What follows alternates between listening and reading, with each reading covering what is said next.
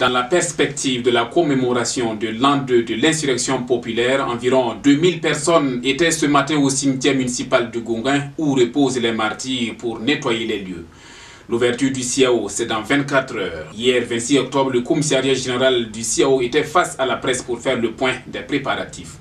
Et puis, les agents des péages observent un arrêt de travail de 5 jours à compter d'aujourd'hui 27 octobre et ce jusqu'au 31 octobre. Les détails dans un instant. Madame, Messieurs, voilà les grandes lignes de ce journal.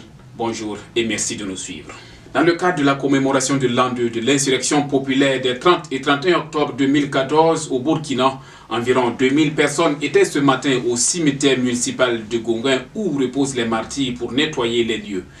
Depuis 6 heures, ces bonnes volontés, composées en majorité d'élèves policiers et des agents du département environnement de la mairie centrale, ont pris d'assaut les alentours et les tombes des martyrs de l'insurrection populaire pour rendre plus vivable leur dernière demeure.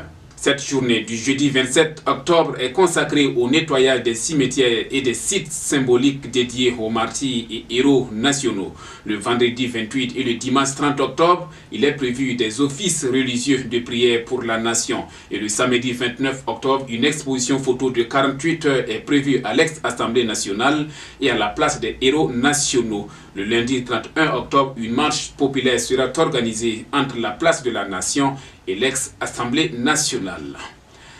C'est demain 28 octobre que s'ouvre officiellement la 14e édition du Salon international de l'artisanat de Ouagadougou, CIAO. Hier mercredi, le coordonnateur du commissariat général du salon, Sibiri Sanou, était face à la presse pour faire l'état des lieux des préparatifs et les derniers réglages en cours. Pendant 10 jours, Ouagadougou sera de nouveau la capitale de l'artisanat africain. La présente édition, qui se tient sous le thème « Artisanat africain, entrepreneuriat féminin et protection sociale », est placée sous le parrainage du président de l'Assemblée nationale, Salifou Diallo. La cérémonie d'ouverture est prévue demain 28 octobre à partir de 8 h pour cette édition dite de la relance. Après l'édition manquée de 2014 pour cause du virus Ebola, les organisateurs entendent mettre les bouchons doubles pour servir un CIAO de rêve aux artisans, exposants, visiteurs, acheteurs professionnels, bref, au grand public. Au total, 590 stands répartis dans 5 pavillons ont été construits et sont en cours d'attribution. Environ 3000 artisans ont confirmé leur participation et plus de 200 visiteurs et acheteurs professionnels sont attendus. À signaler que les exposants inscrits en 2014 ont été automatiquement reconduits. Du 6 au 9 décembre prochain se tiendra la 3e édition du festival Écran à ciel ouvert FECO.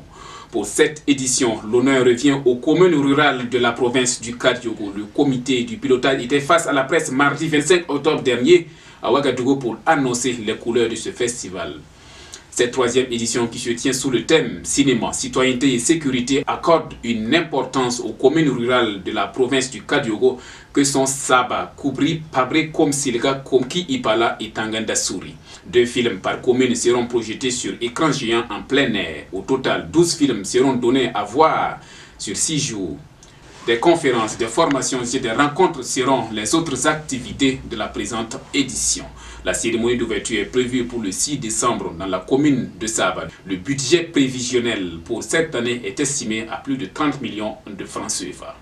Les agents des péages observent un arrêt de travail de 5 jours à compter d'aujourd'hui 27 octobre et ce jusqu'au 31 octobre pour demander au gouvernement de se pencher sur leur plateforme revendicative.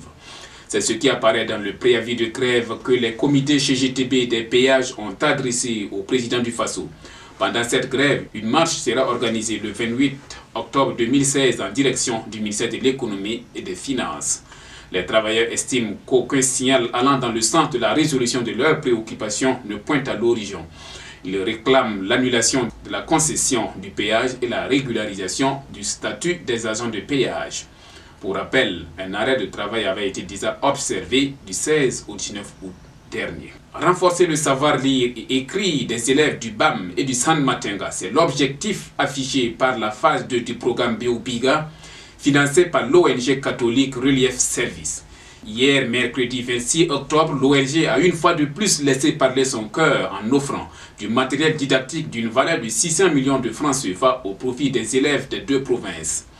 C'est la gouverneure du centre non Nandi Somé Diallo qui a reçu ce don, lequel sera remis aux directeurs provinciaux de l'éducation. L'ONG catholique Relief Service agir pour l'amélioration de l'accès des élèves à l'école par la mise à leur disposition de matériel pédagogique à travers le programme BOPIGA. La phase 2 de ce programme, financé à hauteur de 10,8 milliards de francs CFA par le gouvernement américain à travers son département de l'agriculture, a débuté depuis octobre 2014. Voilà, c'est ici que s'arrête ce journal, mais l'actualité continue sur radio-b24.com et sur burkina24.com. Merci à vous tous qui l'avez suivi. À très bientôt pour d'autres points de l'actualité. Au revoir.